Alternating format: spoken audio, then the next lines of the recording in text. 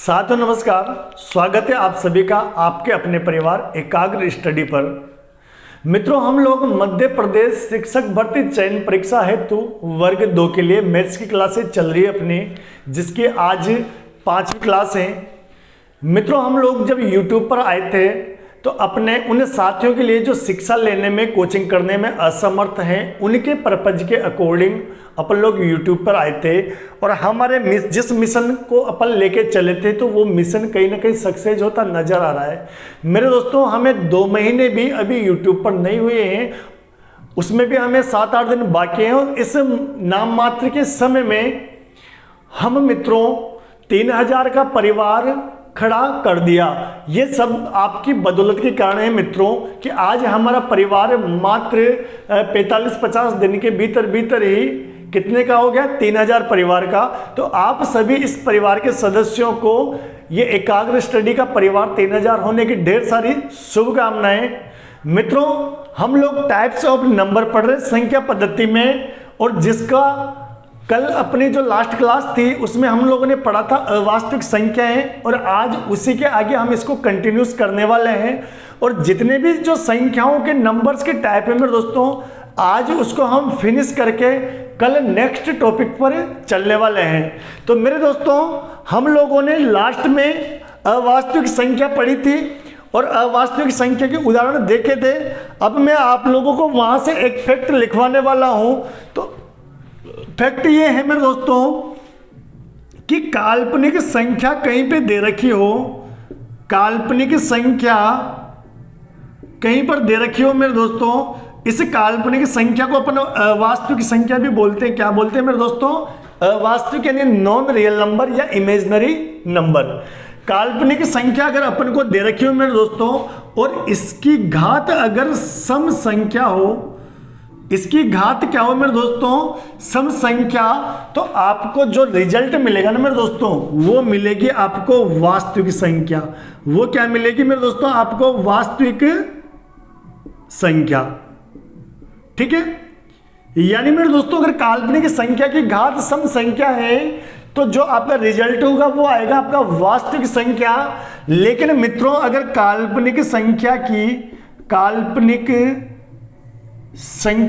और काल्पनिक संख्या की घात अगर आपकी क्या है मेरे दोस्तों, विषम संख्या, काल्पनिक संख्या की घात विषम संख्या है, तो उसका मान क्या होगा मेरे दोस्तों? आपको जो रिजल्ट मिलेगा वो क्या मिलेगा? अवास्तविक या काल्पनिक संख्या। ठीक है, अब आपको मान लो क्वेश्चन में बड़ी से बड़ी कोई भी घात दे दे और आपसे पूछे बताइए ये संख्या क्या प्राप्त होगी, तो मेरे दोस्तों काल्पनिक संख्या पर बड़ी से बड़ी कितनी भी घात आ जाए, रिजल्ट आपको क्या मिलेगा? वास्तविक संख्या। काल्पनिक संख्या पर कितनी भी बड़ी घात आ जाए, अगर विषम संख्या है वो, तो रिजल्ट क्या मिल जाएगा आपको मेरे दोस्तों? अवास्तविक यानी काल्पनिक संख्या। तो चलिए आप लोग इसका स्क्रीनशॉट ले लीजिए और मैं आप लोगों को कुछ क्वेश्चन लिखवा देता हूं इस पे। तो मेरे दोस्तों, मैंने आप लोगों के सामने बोर्ड पे कुछ क्वेश्चन दिए हैं। अब आप लोगों को बताना है कि ये काल्पनिक होंगी या वास्तविक होंगी। तो मेरे दोस्तों, अभी मैंने आप लोगों को क्या बताया था कि काल्पनिक संख्या की घात अगर सम संख्या हो मेरे दोस्तों तो आपका रिजल्ट क्या मिलेगा? आपको वास्तविक संख्या। लेकिन अगर काल्पनिक संख्या की घात विषम संख्या है मेरे दोस्तों तो रिजल्ट क्या मिलेगा?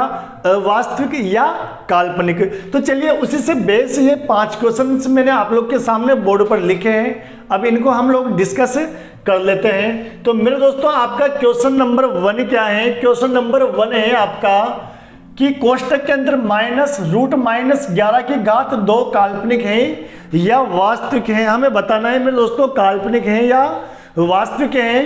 तो मेरे दोस्तों, ये आप लोग देख पा रहे होंगे घात कितनी है? 2। और 2 कैसी राशि है मेरे दोस्तों? 2 है एक सम संख्या। यानी आपका जो आंसर क्या हो जाएगा मेरे दोस्तों? आपका आंसर क्या हो जाएगा मेरे दोस्तों? आपका आंसर हो जाएगा वास्तविक संख्या। आपका आंसर क्या हो जाएगा मेरे दोस्तों? वास्तविक संख्या। क्वेश्चन नंबर 2 में क्या दे रखा है मेरे दोस्तों? √-7 की घात है 101 काल्पनिक है या वास्तविक है। तो मेरे दोस्तों 101 कितना है? विषम संख्या। 101 क्या है? विषम संख्या। और हम जानते हैं कि काल्पनिक संख्या की घात विषम संख्या हो मेरे दोस्तों, तो अपना रिजल्ट क्या हो जाएगा मेरे दोस्तों? काल्पनिक संख्या, यानी काल्पनिक संख्या की घात अगर विषम संख्या है तो आपका आंसर क्या आएगा मित्रों? काल्पनिक संख्या। चलिए क्वेश्चन नंबर थर्ड में दे रखा है अपने को रूट के -1000 और घात क्या दे रखी है हमें? 4 अंकों की सबसे छोटी संख्या, 4 अंकों की सबसे छोटी संख्या। और हमें बताना है कि बताइए काल्पनिक होगा या वास्तविक होगा। तो प्यारे मित्रों, आप लोग जानते हो कि 4 अंकों की सबसे छोटी संख्या क्या होती है? 4 अंकों की सबसे छोटी संख्या होती है मेरे मित्रों 1000। क्या होती है 4 अंकों की सबसे छोटी संख्या मेरे मित्रों? 1000।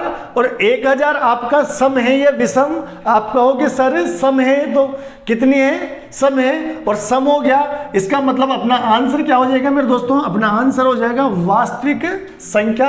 अपना आंसर क्या हो जाएगा मेरे मित्रों? वास्तविक संख्या। अब अपन बात करते हैं क्वेश्चन नंबर 4 की।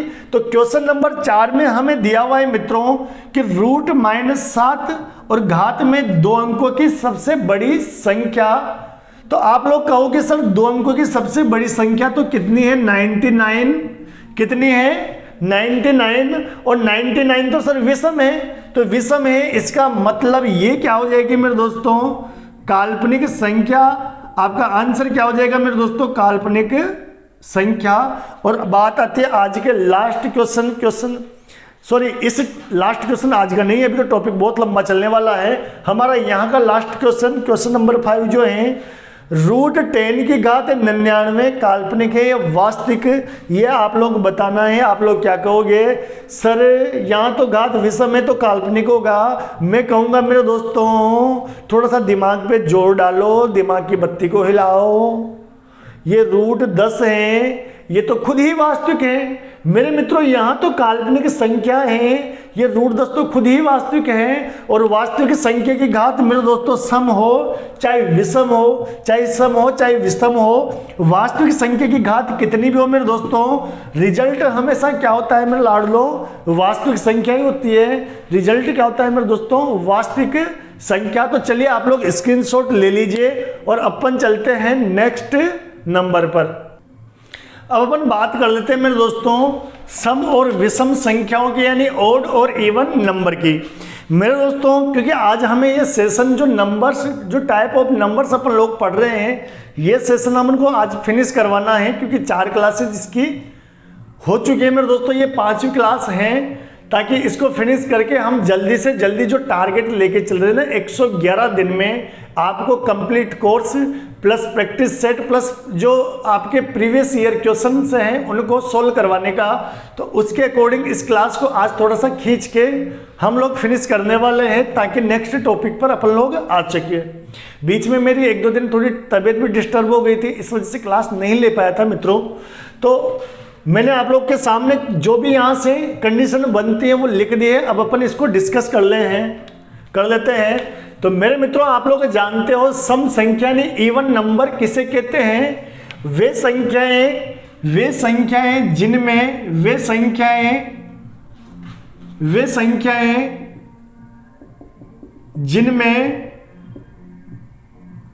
2 का भाग चला जाता है। वे संख्याएं जिनमें 2 का भाग चला जाता है। तो मेरे मित्रों यहाँ आपको कुछ विशेष बताने की जरूरत नहीं है। आप लोग बरसों से जानते हो, बचपन से आप जानते हो सम संख्या उनको बोलते हैं जिनमें 2 का भाग चला जाता है, पूरी बार चला जाता है। और विषम संख्या उन्हें कहते हैं जिनमें 2 का भाग पूरी बार नहीं जाता, 2 का भाग नहीं जाता, जिनमें 2 का भाग नहीं जाता। अब यहां पर एक चीज देखोगे मित्रों कि सम संख्या वे संख्या जिनमें 2 का भाग चला जाता है और विषम संख्या वे संख्या जिनमें 2 का भाग नहीं जाता। अब आप इनके बात करोगे तो मेरे मित्रों इनका जो रूप होता है ना वो होता है 2k प्रकार का रूप। इनका रूप क्या होता है मेरे लाडलो? 2k प्रकार का रूप। जब ये अपन बात करें मेरे मित्रों इनका जो रूप होता है वो होता है 2k ±1 का रूप। इनका रूप क्या होता है मेरे दोस्तों? 2k ±1 का रूप। यानी मेरे दोस्तों एक चीज देखना, ये जो संख्याएं बनते हैं सम संख्या, वो बनती है 2 के फॉर्म से, 2 के फॉर्म से, यानी 2 के रूप की, जबकि विषम संख्या आपकी 2 के प्लस माइनस 1 के रूप की होती है। चलिए मैं आपको समझा देता हूं। सपोज अगर आप यहां पर k बराबर 0 रख दोगे तो 2 इंटू 0 कितना हो गया 0। 0 क्या है मेरे दोस्तों, सम संख्या है। अब कुछ मेरे दोस्त कहेंगे सर 0 का तो कोई रूप ही नहीं होता। नहीं मेरे भाई, 0 सम संख्या में काउंट होती है। 0 किस में काउंट होती है, सम संख्या में। अगर मान लो अपन k का मान 1 रख दे तो 2 एकम 2, 2 क्या है, सम संख्या। k का मान 2 रख दे तो 2 2 4 कैसी है, सम संख्या। चलिए इसकी बात करें, k का मान अगर अपन 0 रख दे तो 2 एकम 2 को 0 से मल्टीप्लाई करोगे 0, क्या बचा आपके पास 1। 1 क्या है, विषम संख्या। अगर आपने 2 का मान क्या रखा मेरे दोस्तों, 1 रखा तो 2 एकम 2। अगर आप प्लस का चिन्ह ले रहे हो तो 2 और 1 3, 3 क्या हो गई, विषम संख्या। माइनस का चिन्ह ले रहे हो तो 2 में से 1 घटेगा तो 1 क्या हो गया, आपकी विषम संख्या। इसलिए मेरे दोस्तों सम संख्या का जो रूप होता है 2 के रूप का होता है, और विषम संख्या आपकी 2 के प्लस माइनस 1 रूप की होती है। अब अपन बात करते हैं मेरे मित्रों कि अगर मान लो विषम संख्या को विषम संख्या से गुणा करें तो सर रिजल्ट क्या आएगा। विषम संख्या को सम संख्या से गुणा करें तो रिजल्ट क्या आएगा। विषम संख्या में विषम संख्या जोड़े या घटाएं तो क्या रिजल्ट आने वाला है, और विषम संख्या में सम संख्या जोड़े या घटाएं तो क्या रिजल्ट आने वाला है। एक चीज ही देखना मेरे मित्रों, आपका जो 1 है क्या है, आप कहोगे सर विषम संख्या। आपने 7 लिया दोस्तों, ये क्या है, विषम संख्या। दोनों को गुणा किया 2 एकम 1 एकम 7 तो 7, ये क्या है आपकी विषम संख्या। यानी मेरे लाडलो, अगर विषम संख्या को विषम संख्या से गुणा करोगे तो आपका रिजल्ट कितना मिलेगा, वो भी आपको विषम संख्या ही मिलेगा। यानी ओड को ओड से मल्टीप्लाई करोगे मित्रों तो रिजल्ट क्या आएगा आपका, वो भी आपका क्या आ जाएगा, ओड नंबर आ जाएगा मेरे दोस्तों। क्या आ जाएगा, ओड नंबर। आप कहोगे सर एक एग्जाम्पल ही थोड़ी ना पर्याप्त होता है, हम कुछ और लेके देख ले। भाई लेके देख लो। आप एक काम करो, इसको 7 ले लो, इसको 9 ले लो, कितने हो गए, 9 7 है 63। क्या सम है क्या ये, नहीं ये भी विषम ही है, यानी ओड ही है।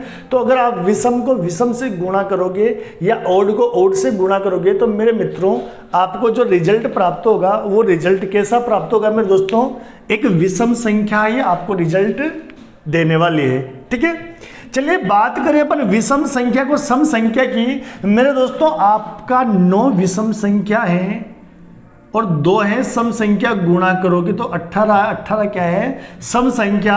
यानी मित्रों अगर आप विषम संख्या को सम संख्या से गुणा करोगे, यानी ओड को इवन से गुणा करोगे तो रिजल्ट आपका क्या मिलेगा मेरे दोस्तों, इवन नंबर। क्या मिलेगा, इवन नंबर। यानी मित्रों अगर ओड को ओड से मल्टीप्लाई कर रहे हो तो आपको ओड नंबर मिल जाएंगे, लेकिन ओड को इवन से मल्टीप्लाई कर रहे हो तो क्या मिल जाएंगे, इवन नंबर मिलेगा। मेरे दोस्तों ये जो मेरे माथे पे पसीना चमक रहा है ना, इतने गर्मी में भी मैं आप लोगों को पढ़ा रहा हूं। ये आपसे एक सवाल कर रहा है कि दुष्टों आप क्लास ले रहे हो तो शेयर क्यों नहीं कर रहे।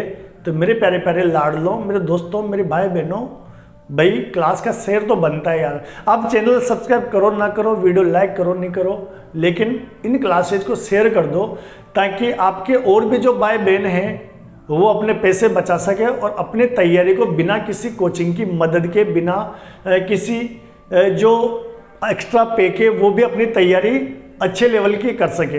मेरे दोस्तों हम लोग जानते हैं कि अब में से अधिकांश जो हैं गरीब परिवार के होंगे, किसान परिवार के होंगे, मजदूर परिवार के होंगे और खुद तो बेरोजगार हैं ही। तो ऐसे में आप लोग की ड्यूटी ये है कि आपको जो चीज़ें फ्री ऑफ कॉस्ट मिल रही है तो आप अपने साथियों तक को भी उनको पहुंचाओ, ताकि एक और किसान परिवार का, एक और मजदूर परिवार का, एक और गरीब परिवार का बेटा फ्री ऑफ कॉस्ट पढ़ सके और वो भी अपना ड्रीम जॉब ले सके। तो भाई इस पसीने की कसम है, आप लोगों को इस क्लास को शेयर तो करना बनता ही है। भाई आप लोग को शेयर करना तो बनता ही है। तो भाई अब फटाफट क्लास को शेयर कर दीजिए। अब अपन चलते हैं नेक्स्ट पॉइंट पर। अब अपन बात करें मेरे दोस्तों कि अपन ने सर बात करिए ओड को ओड से मल्टीप्लाई करेंगे ओड नंबर आ जाएगा, ओड को इवन से मल्टीप्लाई करेंगे इवन आ जाएगा। अगर ओड में ओड जोड़ा जाए या घटाया जाए तो क्या आएगा, तब भी मेरे दोस्तों क्या आ जाएगा, आपका इवन नंबर यानी सम संख्या आ जाएगी। मेरे दोस्तों आपका 15 ओड नंबर हैं, 17 भी ओड नंबर हैं, दोनों को जोड़ा 32 आया, 32 क्या है, इवन नंबर। घटाओगे तो कितना बचेगा, 15 में से 17 घटेगा, माइनस के दो क्या है, इवन नंबर, यानी चाहे जोड़ो चाहे घटाओ क्या आएगा, इवन नंबर। और आप ओड व इवन को जोड़ोगे मेरे दोस्तों तो आपका क्या आ जाएगा, ओड नंबर। यानी मेरे दोस्तों ओड में ओड मल्टीप्लाई करोगे ओड को इवन से मल्टीप्लाई करोगे इवन, ओड को ओड के साथ जोड़ो या घटाओगे तो इवन, और ओड को इवन के साथ जोड़ो या घटाओगे तो क्या आ जाएगा मेरे दोस्तों, आपका ओड नंबर। तो होप आपका जो सेशन है बड़ा ही शानदार लगा होगा आपका। तो चलिए अब अपन बात करते हैं कुछ और संख्याओं की। तो मेरे दोस्तों अब अपन पढ़ेंगे अभाज्य संख्याएं यानी प्राइम नंबर। अपन लोग पढ़ने वाले हैं प्राइम नंबर। अब सबसे पहले बेसिक चीज आती है अपनी कि डेफिनेशन से हम इसका जो कॉन्सेप्ट है वो समझे।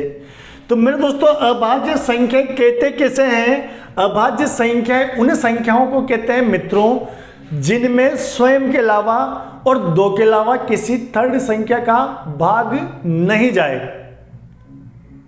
ऐसी संख्या जिसमें स्वयं के अलावा, सॉरी मैंने अभी एक जो लाइन थी वो शायद थोड़ी गलत बोली थी, दो का नहीं मेरे दोस्तों, ऐसी संख्या जिनमें एक का और स्वयं के अलावा किसी भी संख्या का भाग नहीं जाए। मित्रों जिसमें दो का नहीं जाता वो तो विषम होती है, जिसमें दो का चला जाए तो सम, दो का नहीं जाए विषम।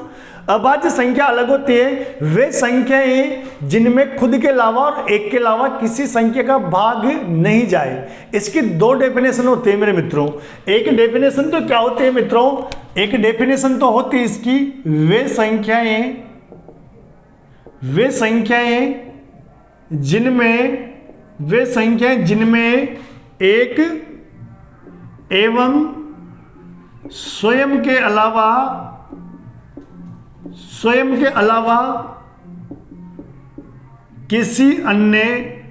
किसी अन्य संख्या का भाग न जाए उन्हें अभाज्य यानी प्राइम नंबर्स कहते हैं, अभाज्य संख्या कहते हैं। तो मेरे मित्रों एक परिभाषा तो आपकी क्या हो गई कि वे संख्याएं जिनमें एक एवं स्वयं के अलावा किसी अन्य संख्या का भाग नहीं जाए। अब आप जानते हो मेरे मित्रों कि एक का भाग सभी संख्याओं में जाता है और स्वयं का भाग भी सभी संख्याओं में जाता है। यानी मेरे मित्रों ऐसी संख्याएं जिनमें न तो एक का भाग जाए और न खुद उस संख्या, ऐसी संख्याएं जिनमें एक और स्वयं उस संख्या के अलावा किसी भी संख्या का भाग नहीं जाए। यानी वे संख्याएं जिनमें एक और स्वयं के अलावा किसी भी अन्य संख्या का भाग नहीं जाए तो उसको अपन क्या बोलते हैं मेरे दोस्तों, अभाज्य संख्याएं। उनको अपन क्या बोलते हैं मेरे दोस्तों, अभाज्य संख्याएं। अब अपन देख लेते हैं इसकी दूसरी परिभाषा। और दूसरी परिभाषा क्या कहती है मेरे दोस्तों, वे संख्याएं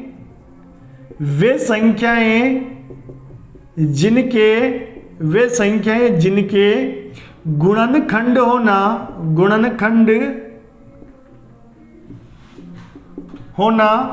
संभव नहीं है।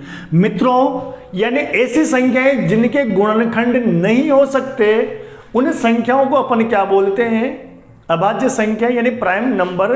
तो मेरे दोस्तों मैंने आप लोग को दो डेफिनेशन बताई कि वे संख्याएं जिनमें एक एवं स्वयं के अलावा किसी अन्य संख्या का भाग न जाए उन्हें अभाज्य संख्या कहते हैं। मतलब मित्रों ऐसी संख्या जिसमें आप एक और स्वयं उसी संख्या का भाग दे सकते हैं, उसके अलावा किसी भी संख्या का भाग नहीं जाए, तो वो है आपकी अभाज्य संख्या। दूसरी डेफिनेशन, वे संख्याएं जिनके गुणनखंड होना संभव नहीं है। तो चलिए अब आप उदाहरण देखिए, आपको और ज्यादा इसका कॉन्सेप्ट समझ में आ जाएगा मेरे दोस्तों। तो अपन बात करते हैं, अब आप लोग कहोगे सर अभाज्य संख्या का उदाहरण कहाँ से शुरू होता है। तो मेरे दोस्तों अभाज्य संख्या शुरू होती है आपकी 2 से। आप लोग देखोगे मेरे दोस्तों कि दो में न तो आप देखोगे मेरे दोस्तों दो में एक का भाग जा रहा है और स्वयं दो का भाग जा रहा है, इसके अलावा किसी भी अन्य संख्या का भाग नहीं जा रहा। इस दो में आपके एक का भाग जाएगा, स्वयं दो का भाग जाएगा, इसके अलावा किसी भी अन्य संख्या का भाग नहीं जा रहा। मतलब दो क्या है मेरे दोस्तों, आपकी अभाज्य संख्या। इसके बाद अभाज्य संख्या कौन सी होगी मेरे मित्रों, आपकी अभाज्य संख्या हो गई 3। इस 3 में भी एक के अलावा और खुद 3 के अलावा किसी का भाग नहीं जाता मेरे मित्रों। और 5 हो गया, और क्या हो गया 7 हो गया आपका, और क्या हो गया मेरे दोस्तों आपका 11 हो गया, फिर कितना हो गया 13 हो गया मेरे दोस्तों, और 13 के बाद आपका 14, 15, 16, 17 हो गया मेरे दोस्तों, 19 हो गया मेरे दोस्तों, फिर 23 हो गया मेरे दोस्तों। तो ये जो संख्याएं हैं, इतने मैंने आपको उदाहरण लिखवा दिए, ये क्या है आपकी अभाज्य संख्या। ये संख्या क्या है मेरे मित्रों, आपकी अभाज्य संख्या। यानी अभाज्य संख्या जिनमें स्वयं के अलावा और एक के अलावा किसी अन्य संख्या का भाग न जाए। इन संख्याओं में देख लो मेरे मान मित्रों, स्वयं और एक के अलावा किसी अन्य संख्या का भाग नहीं जाता। दूसरी डेफिनेशन ये कहती है मेरे दोस्तों कि इनके गुणनखंड होना संभव नहीं होता। क्या मित्रों 2 का कोई गुणनखंड होता है? नहीं होता। 3 का गुणनखंड होता है? नहीं होता। 5 का होता है? नहीं होता। किसी भी संख्या का गुणनखंड नहीं होता, किसी भी संख्या का इनमें गुणनखंड नहीं होता। तो चलिए अब यहां से मैं आपको कुछ फैक्ट्स लिखवा देता हूं। अब आप लोग सोच रहे होंगे सर एक क्या, एक भाज्य है अभाज्य है?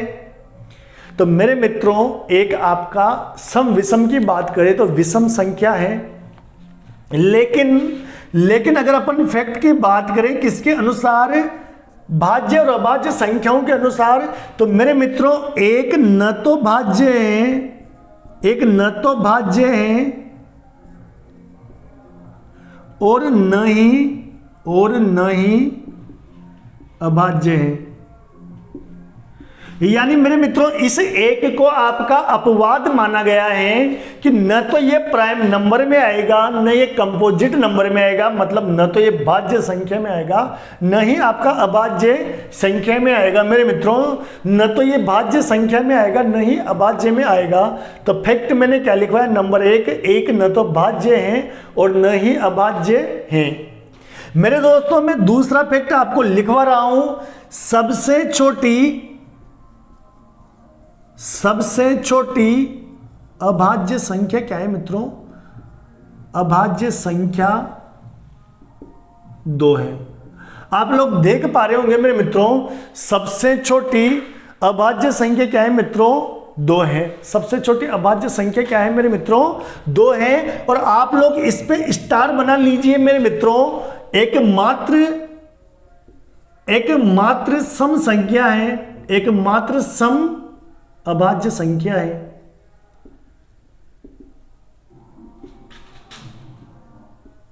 यानी मेरे मित्रों एकमात्र सम संख्या है जो अभाज्य भी है। आपकी जो 2 है मेरे लाडलो, एकमात्र ऐसी सम संख्या है जो सम भी है और अभाज्य भी है। तो कई बार यहां से क्वेश्चन बनता है कि एकमात्र सम अभाज्य संख्या कौन सी है, और हम लोग क्या सोचते हैं कि साहब सम अभाज्य संख्या कौन सी है। 2 को तो हम जानते हैं सम है, लेकिन हम क्या नहीं जानते कि हम क्या मानते हैं यार ये अभाज्य में थोड़ी होगी, अभाज्य में तो 1, 3, 5, 7। मेरे मित्रों, मेरे दोस्तों 1, 3, 5, 7 ये विषम संख्या है। अभाज्य संख्या कहां से शुरू होती है, आपकी 2 से, और ये 2 आपका एकमात्र सम अभाज्य संख्या है। 2 आपका एकमात्र सम अभाज्य संख्या है। तो चलिए इस पे आप लोग स्टार बना लीजिए। अब अपन चलते हैं, एक और मैं आपको फैक्ट लिखवा देता हूं। सबसे छोटी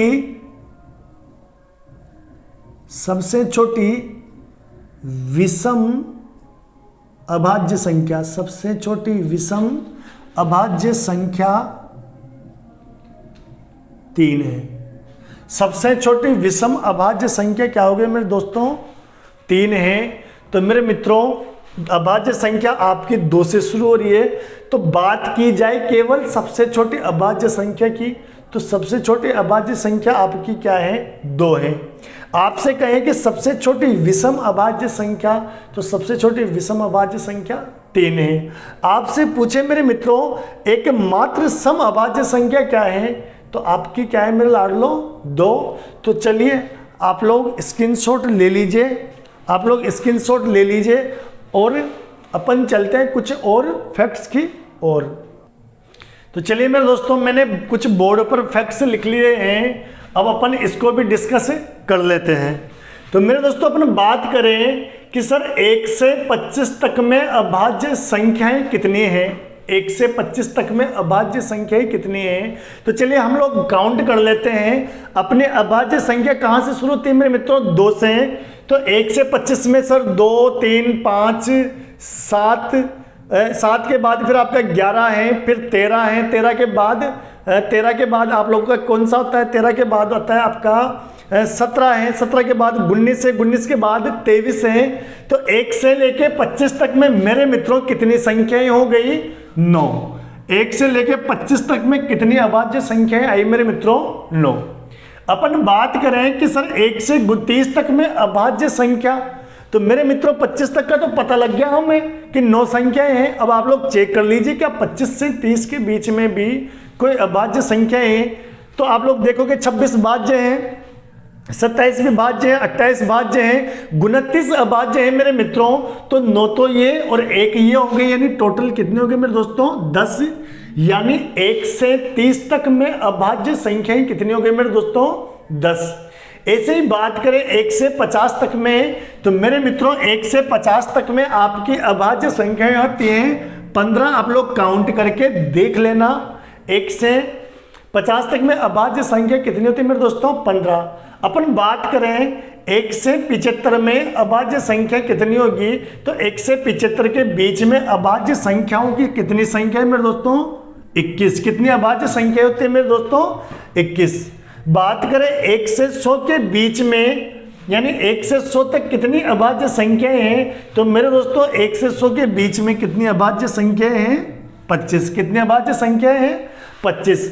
अपन बात करें मेरे मित्रों 1 से 200 के बीच में कितनी अभाज्य संख्याएं हैं, तो 1 से 200 के बीच में है मेरे मित्रों 46 अभाज्य संख्या। कितनी है मेरे मित्रों, 46 अभाज्य संख्या। और अपन बात करें 1 से 1000 में कितनी अभाज्य संख्याएं हैं, तो मेरे मित्रों ये हैं आपके 168 अभाज्य संख्या। ये है आपका 168 अभाज्य संख्या।